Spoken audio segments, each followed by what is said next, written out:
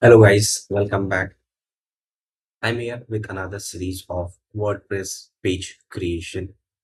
So in WordPress, you can use different kind of effect like hover effect. Hover effect is effect when you place your mouse on certain elements, title or any word, it will animate or it will show some kind of movement. So if you want to insert a hover effect on in any kind of images, we'll learn how to do that hover effect in an image. So in front of you is there is a dummy website.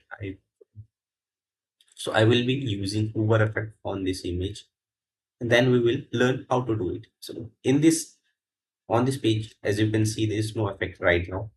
So I will be installing the hover effect on this particular image.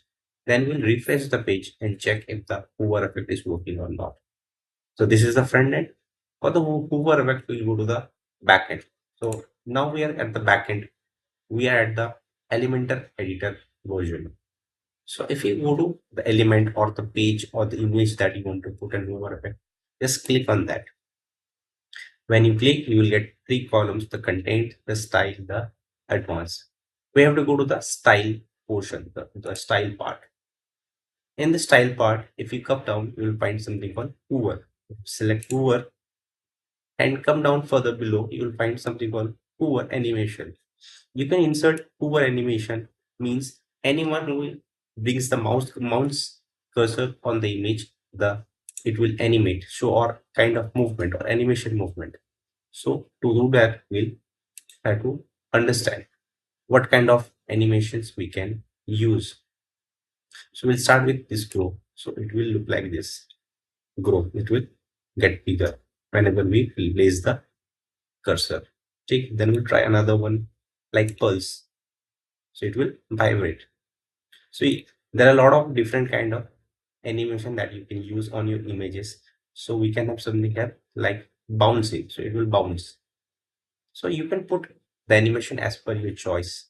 So now after selecting the animation, we will just publish it.